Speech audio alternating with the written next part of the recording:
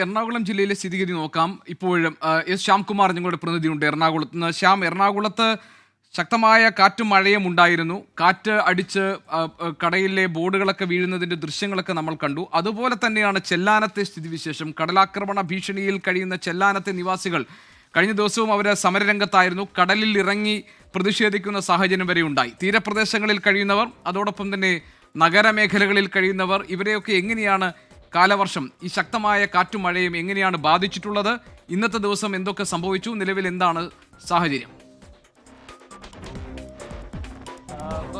കാലവർഷം തുടങ്ങിയ ശേഷം തന്നെ എറണാകുളത്ത് ഏറ്റവും കൂടുതൽ നാശനഷ്ടം ഉണ്ടായ ദിവസങ്ങളിലൊന്ന് ഇന്നായിരിക്കും. കാരണം ഇന്ന് രാവിലെ മുതൽ ശക്തമായ മഴയേക്കാൾ ശക്തമായ കാറ്റാണ് ജില്ലയിൽ അനുഭവപ്പെട്ടത്. അതിൻ്റെ നാശനഷ്ടങ്ങൾ ഇനിയും തിട്ടപ്പെടുത്തി വരുന്നതേ ഉള്ളൂ. പല ഭാഗങ്ങളിലും കൂറ്റൻ മരങ്ങൾ ഉൾപ്പെടെ ഒടിഞ്ഞു വീണ് വാഹനങ്ങൾക്ക് മുകളിലും വീടുകൾക്ക് മുകളിലുമൊക്കെ വീഴുന്ന ഒരു സാഹചര്യമാണ് ഇന്ന് ജില്ലയിൽ എല്ലാ പ്രദേശങ്ങളിൽ നിന്നും നമുക്ക് റിപ്പോർട്ട് ചെയ്യാൻ സാധിച്ചിരുന്നത്. ഇപ്പോൾ വൈകുന്നേരം പോലും ഈ പനങ്ങാട് എന്ന് പറയുന്ന സ്ഥലത്ത് ഒരു ക്ഷേത്രത്തിന് സമീപം നിന്ന ഒരു കൂറ്റൻ ആൽ മറിഞ്ഞു വീണ് ഇപ്പോൾ അപകടം ഉണ്ടായിരുന്നു. അങ്ങനെ കാറ്റ് മൂലം ഉണ്ടായ ദുരിതങ്ങളാണ് ഇന്ന് കൂടുതലും ജില്ലയിൽ ഉണ്ടായിരിക്കുന്നത്. നിരവധി വീടുകളാണ് ഇന്നും ജില്ലയിൽ പല ഭാഗങ്ങളിലായി പൂർണ്ണമായും ഭാഗികമായും തകരുകയും ചെയ്തത്. മഴയ്ക്ക് ഇടയ്ക്ക് വലിയ ഇടവേളകൾ ഉണ്ടാകുകയും പിന്നീട് മഴ വരികയും ചെയ്യുന്നു. പക്ഷേ ഇടയ്ക്കുണ്ടാകുന്ന കാറ്റാണ് ഇന്ന് ജില്ലയിൽ വലിയ പ്രശ്നങ്ങൾ ഉണ്ടാക്കിയത്. നേരത്തെ ഗോപികൃഷ്ണൻ പറഞ്ഞ പോലെ തന്നെ തീരദേശ മേഖലയിൽ ചെല്ലാനം, കണ്ണമാലി, അങ്ങനെയുള്ള പുതിയ കടവ്, അങ്ങനെയുള്ള പ്രദേശങ്ങളിലൊക്കെ ഇന്നും ശക്തമായ കടൽക്ഷോഭം ഉണ്ടായിരുന്നു. പല ഭാഗങ്ങളിലും ജനങ്ങൾ ഈ കടൽ തീരത്ത് മണൽച്ചാക്കുകൾ ഇടക്കിയും മറ്റും വീടുകളെ സംരക്ഷിക്കാൻ ശ്രമിച്ചു. ചെല്ലാനത്തുമൊക്കെ ഇന്ന് വീടുകൾ കൂടുതൽ തകരുന്ന സാഹചര്യം ഉണ്ടായിട്ടുണ്ട്.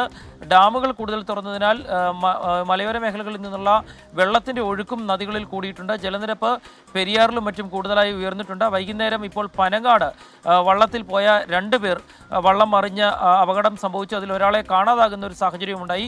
കനത്ത കാറ്റാണ് വള്ളത്തിൻ്റെ നിയന്ത്രണം നഷ്ടമാക്കിയത് എന്നുള്ള ഒരു വിവരം കൂടി അല്പസമയം മുമ്പ് പുറത്തു വരുന്നുണ്ട്. ഏതായാലും ജില്ലയിൽ ഇന്ന് കാറ്റാണ് വലിയ വില്ലനായി മാറുകയും കൂടുതൽ നാശനഷ്ടങ്ങൾ ഉണ്ടാക്കുകയും ചെയ്തിരിക്കുന്നു. ഗോപികൃഷ്ണൻ.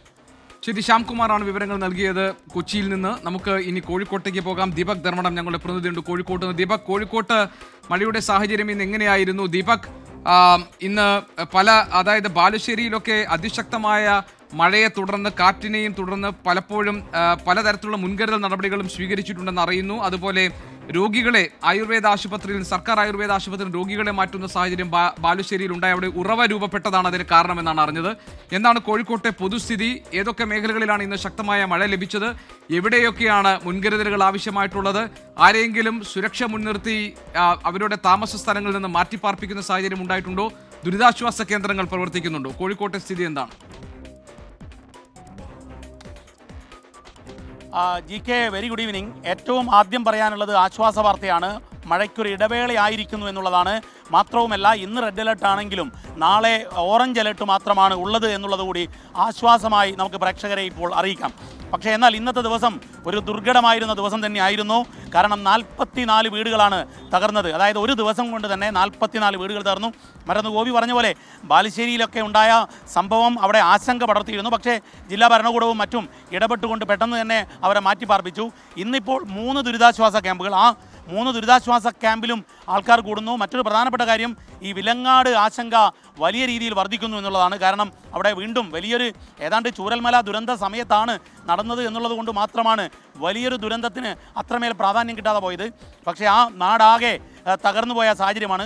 അവിടെ വീണ്ടും ആശങ്ക പടരുന്നു. 139 പേരെ അവിടെ നിന്ന് മാത്രം മാറ്റിപ്പാർപ്പിച്ചിരിക്കുന്നു. നഗരമേഖലയിൽ മഴ ഇന്ന് വലിയ രീതിയിൽ ശക്തമായിരുന്നില്ല. പക്ഷേ ഗ്രാമമേഖലയിൽ, മലയോര മേഖലയിൽ വലിയ രീതിയിൽ മഴയുണ്ടായി. മറ്റൊരു മുന്നറിയിപ്പുള്ളത്, മത്സ്യബന്ധനത്തിന് വിലക്കുണ്ട് നാളെയും. കാരണം കോഴിക്കോട് നിന്ന് നിരവധി മത്സ്യബോട്ടുകളും യാനങ്ങളും ഒക്കെ പോകുന്നതാണ്.